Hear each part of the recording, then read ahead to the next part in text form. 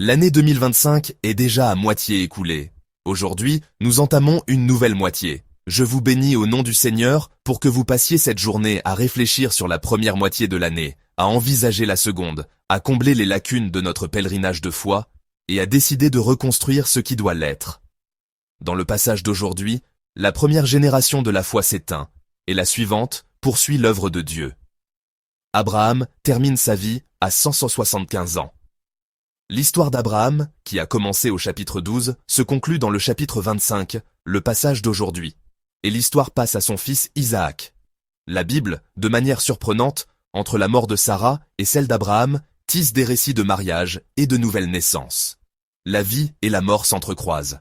Je pense que cela reflète ce qu'est la vie. Entre les récits de deuil et de tristesse de la mort, s'insèrent des récits de naissance, de mariage, pleins d'espérance. Notre vie n'est pas non plus uniquement remplie de tristesse, elle n'est pas non plus uniquement remplie de joie.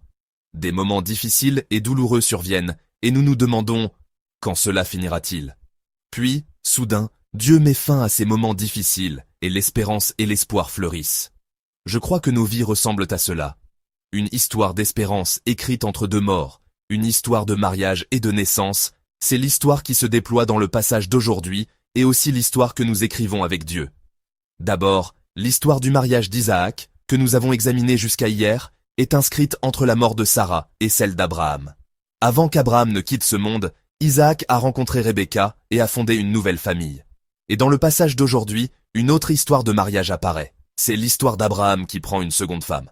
Le verset 1 rapporte qu'Abraham a pris une seconde femme nommée Ketura. Ketura a eu plusieurs fils. C'est l'histoire de la naissance, une histoire de vie, de naissance, entre la mort et la mort. Abraham, qui en 100 ans n'avait eu que 2 fils, a eu de nombreux fils en peu de temps grâce à sa seconde femme. À ce moment-là, Abraham a fait quelque chose de très bien, digne du père de la foi. C'est que, de son vivant, avant de mourir, il a réglé de manière impeccable toutes les questions liées à l'héritage. Lisons ensemble les versets 5 et 6. 5. Abraham donna tout ce qu'il possédait à Isaac. 6. Quant aux fils de ses concubines, il leur fit des dons, et, de son vivant, il les envoya loin de son fils Isaac, vers l'est, dans un pays d'Orient. Abraham s'est d'abord occupé d'Isaac. La Bible le dit ainsi. Il donna tout ce qu'il possédait. Comme Dieu le lui avait indiqué, que ce devait être le fils né de Sarah, Abraham a traité Isaac de manière spéciale. Cependant, il n'a pas traité ses autres fils avec négligence. S'il ne s'était occupé que d'Isaac en négligeant les autres, des problèmes auraient pu survenir après la mort d'Abraham. Nous voyons souvent de tels problèmes aujourd'hui. Avoir un héritage est une bénédiction, pouvoir partager des biens est une bénédiction. Mais nous voyons trop souvent dans le monde la cupidité des gens transformer cette bénédiction en malédiction. Abraham a tout réglé avec une grande sagesse. Il a accordé à Isaac un traitement spécial, tout en donnant des biens à ses autres fils pour éviter les conflits futurs. Et il a séparé ses fils d'Isaac. Le verset 6 rapporte que, de son vivant, il les envoya loin de son fils Isaac, que les fils nés de sa seconde femme devaient quitter Isaac. Il a réglé ce qui devait être réglé de son vivant. Sinon, Isaac aurait dû s'en charger après la mort d'Abraham, et connaissant le caractère d'Isaac, cela n'aurait pas été facile. L'histoire du chapitre suivant montre qu'Isaac n'était pas un homme qui aimait les querelles ou les disputes. Si des gens d'une autre tribu venaient et s'emparèrent du puits qu'il avait creusé, Isaac le leur cédait simplement. Il le cédait et allait creuser un autre puits ailleurs. S'il creusait un autre puits, il revenait et s'en emparait. Alors, sans se battre, il allait ailleurs. Je pense que c'est parce qu'il avait la foi que je ne mettrai pas ma vie en jeu pour ce puits, Dieu pourvoira toujours à mes besoins. Mais si un conflit avait éclaté avec les fils de la seconde femme d'Abraham, un Isaac de ce caractère en aurait probablement beaucoup souffert. Si un tel problème était survenu, ce n'aurait pas été seulement le problème d'Isaac. Toute la maison d'Abraham, la lignée même de la foi, aurait risqué d'être ébranlée. Cette situation est décrite au verset 11. Lisons ensemble le verset 11. Genèse 25, 11. Après la mort d'Abraham, Dieu bénit son fils Isaac. Celui-ci habita près du puits de Lacaï-Roi. Après la mort d'Abraham, Dieu a béni son fils Isaac. Dans le passage d'aujourd'hui, de nombreux noms sont mentionnés. Ce sont tous des fils ou des descendants d'Abraham. Mais parmi toutes ces personnes, une seule est liée à la bénédiction. Cette seule personne est Isaac. Seul Isaac est lié à la bénédiction de Dieu, la bénédiction que son père Abraham avait reçue. Seul Isaac est le fils légitime d'Abraham. Et le passage d'aujourd'hui ne se contente pas de mentionner les noms des fils et des descendants nés de la seconde femme d'Abraham, Kétura. Des versets 12 à 18, il mentionne également les descendants d'Ismaël, le demi-frère d'Isaac, qu'Abraham a eu avec sa servante Agar. Eux aussi ont beaucoup prospéré. Ils ont obtenu de vastes terres et ont eu plusieurs chefs. Mais il leur manque quelque chose. C'est la bénédiction. La bénédiction n'appartient qu'à Isaac. Seul Isaac a hérité de la bénédiction de Dieu qui a commencé avec Abraham. La bénédiction est un concept totalement différent de la possession de richesses, de la propriété de terre ou de la croissance numérique d'un peuple. La bénédiction est une relation directe avec Dieu. La bénédiction, c'est devenir un enfant de Dieu. C'est pourquoi cette bénédiction s'accompagne de la promesse. Je bénirai ceux qui te béniront, et je maudirai ceux qui te maudiront.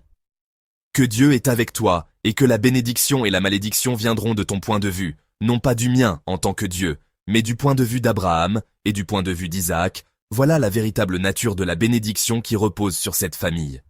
C'est cette bénédiction qu'Ésaü a méprisée plus tard.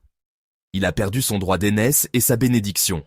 La bénédiction qui aurait pu être sienne est passée à son jeune frère Jacob, parce qu'il a négligé la succession de cette bénédiction.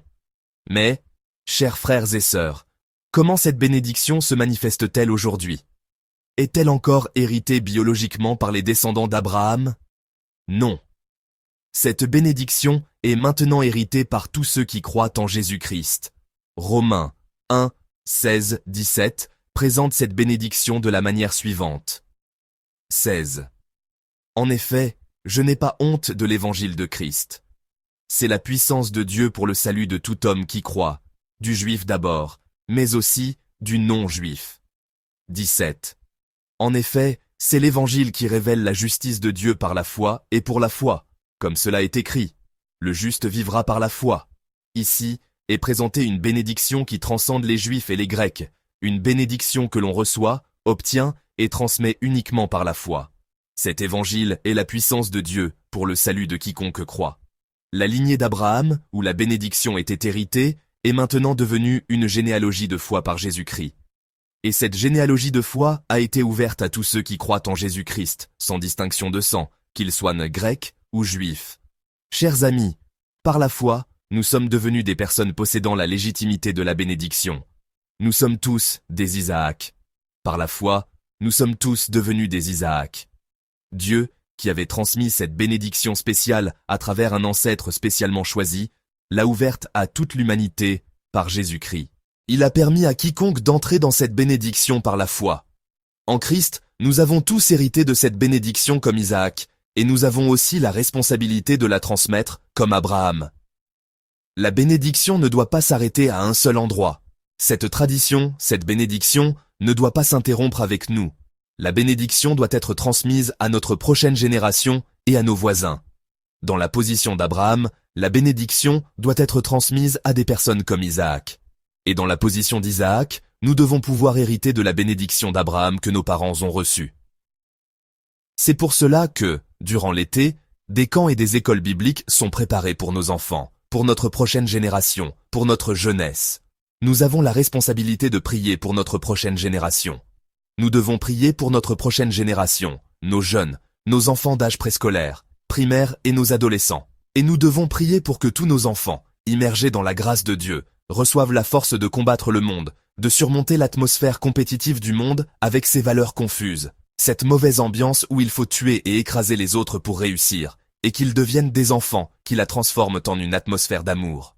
La parole « Je bénirai ceux qui te béniront et je maudirai ceux qui te maudiront » signifie que notre bénédiction n'est pas seulement pour nous, mais qu'elle doit être dirigée vers les autres à travers nous. Cela signifie que nous avons reçu la bénédiction pour le bien des autres. Cela signifie que par nous, quelqu'un peut être béni, ou, au contraire, maudit. La responsabilité de celui qui possède la bénédiction est précisément celle-ci.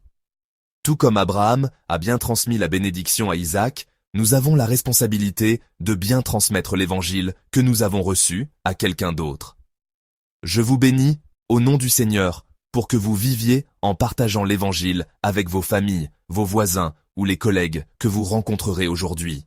Que Dieu, qui nous a bénis par la vie, puisse bénir quelqu'un d'autre par la vie à travers nous. Que nous tous, bien-aimés frères et sœurs, qui vivons cette vie où la naissance et le mariage existent entre les morts, devenions des canaux et des instruments qui répandent la bénédiction de vie de Dieu.